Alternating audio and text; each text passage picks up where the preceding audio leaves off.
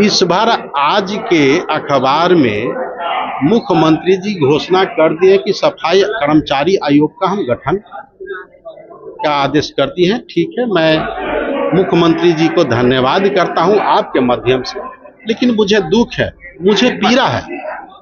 किस बात के लिए? आप सभी जानते हैं कि सफाई कर्मचारी के माँ बहनें आज भी रोड पर किसी प्राइवेट अस्पताल हो, निजीकरण हो, वहां पर माँ बहनें काम करती हैं, उनके साथ अभद्र व्यवहार होता है। 7,000 8,000 पर वो खट रही है। तो ये कहाँ का इंसाफ है? हम चाहते हैं कि माननीय मुख्यमंत्री जी जिस तरह सफाई कर्मचारी आयोग का आपने गठन किया, उसी तरह आपके राज्य सरकार में जितने भी चतुर्थवर्गीय कर्मचारी पर ठेका प्रथा के अनुसार कार्य कर रहे हैं उनको नियमित कर दीजिए। तब हम समझेंगे कि मुख्यमंत्री जी सफाई कर्मियों के हितैषी हैं। और आइए, आज के परिवेश में सफाई कर्मचारी आयोग एक चॉकलेट है जो कि मेहतर समाज मेहतर सफाई कर्मियों को सामने फेंक दिया है। ये आप चॉकलेट लीजिए, ये चॉकलेट से काम चलने वाला नहीं है। माननीय मुख्यमंत्री जी, अगर आप सफाई कर्मी के हितैषी हैं तो 75 साल के आज़ादी आज हो गया है, लेकिन इस आज़ादी में एक भी सफाई कर्मी का बेटा को आप विधानसभा नहीं दिए, राज्यसभा नहीं दिए, राज्यसभा नहीं दिए, लोकसभा नहीं दिए। क्या मेहतर सफाई कर्मी सिर्फ सफाई करने के लिए है? जब आपके पार्टी में या बीजेपी के पार्टी में या एलजेपी के पार्टी में या कांग्रेस की पार्टी में किसी भी दल में जो मेहतर सफाई कर्मी का बेटा राजनीति नेतृत्व कर रहा है, उस दल से एक एक मेहतर का सफाई कर्मी का बेटा को इस बार 2025 के चुनाव में टिकट दिया है। क्या कांग्रेस करेगी? देखिए, ये हम सभी दल की बात कर रहे हैं, हम ये दल से हट के बात कर रहे हैं, हम सभी दल की बात कर रहे हैं कि ये जो सफाई कर्मी आज 75 साल की आज़ादी के बाद भी ये गुलाम है। आप देखते होंगे कि 26 जनवरी 15 अगस्त ऐसे कई भी अवसर आते हैं कि सफाई कर्मी उस दिन रोड पे झाड़ू मारते हैं, उस दिन उनको भी आज़ादी नहीं मिलती है। ये कहाँ का है भाई? सबकी छुट्टी होती है, लेकिन सफाई कर्मी का 26 जनवरी 15 अगस्त के दिन उसको छुट्टी नहीं मिलता, उस दिन भी गुलाम है। बड़ी बात और भी कही है कि आयोग का गठन होगा तो महिलाओं को भी भागीदारी मिलेगी और ट्रांसजेंडरों को भी भागीदारी मिलेगी। देखिए, महिलाएं आप अभी जितना भी आयोग शुरू से है और बनते आ रहा है, तो ये तो जब चुनाव का बिगुल फुकाता है तब आयोग को पुनः फिर गठन किया जाता है, और जब चुनाव खत्म हो जाता है फिर उस आयोग को भंग कर दिया जाता है। हम तो बोले कि चॉकलेट है, लेकिन हम साफ एक लफ्ज में कह रहे हैं कि सफाई कर्मचारी आयोग आपने दिया है, हम आपको धन्यवाद करते हैं। सफाई कर्मचारी आयोग में जितने भी अध्यक्ष उपाध्यक्ष सदस्य जाएंगे उन लोगों से भी मेरा निवेदन यह होगा कि वास्तव में सफाई कर्मियों को आप सर्वेक्षण करके माननीय मुख्यमंत्री की रिपोर्ट करेंगे, लेकिन आयोग के माध्यम से भी सदन का, राज्यसभा का, लोकसभा की मांग करें। काहे कि मेहतर सफाई कर्मी का राजनीति नेतृत्व करने वाले हर दल में है और हर दल से जाति के आधार पर उनको भी एक टिकट मिलनी चाहिए। मेरा नाम राजकुमार। देखिए, ये राज्य स्तरीय परिचर्चा है और राज्य स्तरीय परिचर्चा में हमारे मुख्य अतिथि के रूप में बाबा साहब डॉक्टर भीमराव अंबेडकर के पुत्र आदरणीय प्रकाश अंबेडकर जी इस राज्य स्तरीय परिचर्चा का मुख्य अतिथि है। तो राज्य स्तरीय परिचर्चा में मुख्य रूप से SC ST OBC अल्पसंख्यक के जो वर्तमान मुद्दे हैं उस मुद्दे पे ये परिचर्चा हो रही है। उसमें सारे राज्य के जो मेन लीडरशिप नेतृत्व कर रहे हैं सामाजिक संगठनों से, जस्टिस डेमोक्रेटिक फोरम के अंतर्गत कार्य कर रहे हैं, वैसे लोग यहाँ आज यहाँ आए हुए हैं।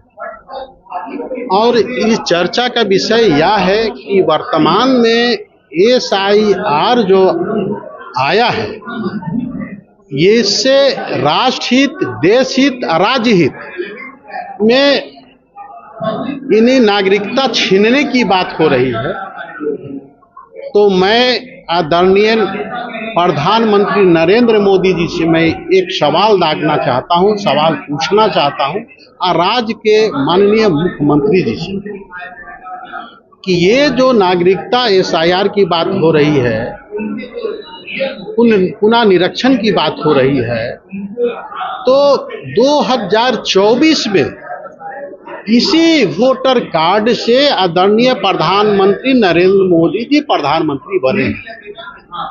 सर, अगर SIR की बात जहाँ तक होती है तो जो वोटर वेरिफिकेशन की बात हो रही है, तो इससे तो किसी भी पार्टी को नुकसान हो सकता है ना, किसी एक पर्टिकुलर पार्टी को तो नुकसान नहीं होगा। पार्टिकुलर तो आप अभी देखिए ना, जितना पुनः निरीक्षण फॉर्म भरा गया है उसमें अब कितना धांधली हो रही है, कितना लोगों को नाम काटा जा रहा है, किस पार्टी के लोग हैं, क्या विपक्ष के पार्टी के लोग हैं कि सत्ता पक्ष के पार्टी के लोग हैं। आप देखिए तो ब्लॉक में जाके देखिए, जहां BLO वहां बैठ के देखिए कि क्या हो रहा है।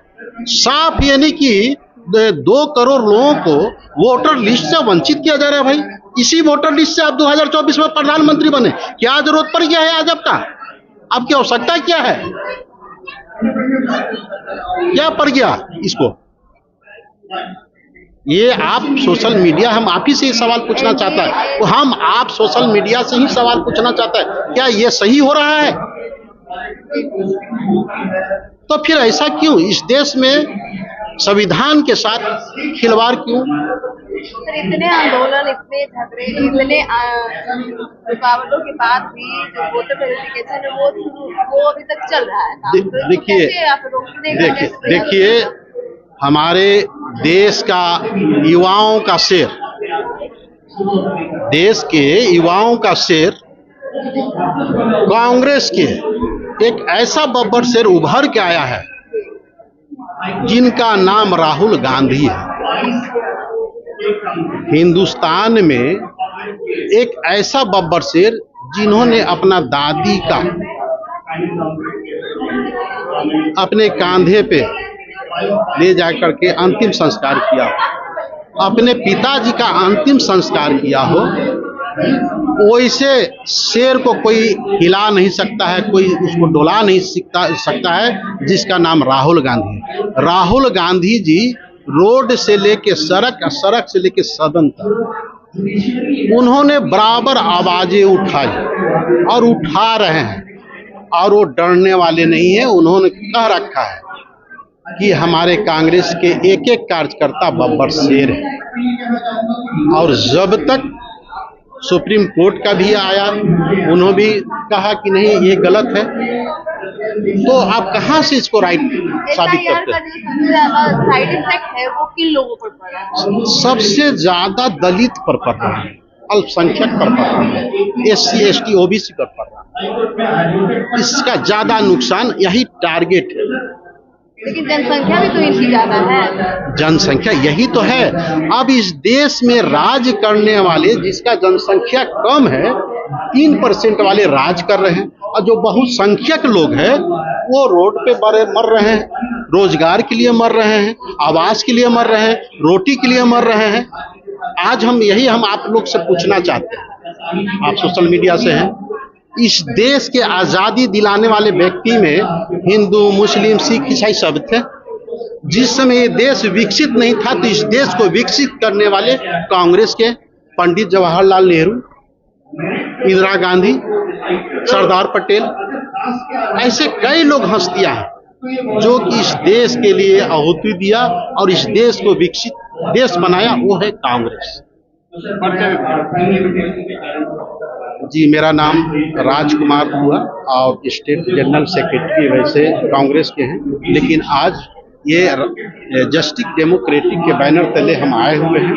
तो आप लोग हमसे सवाल पूछ लिया, तो इसके लिए धन्यवाद हम करते हैं।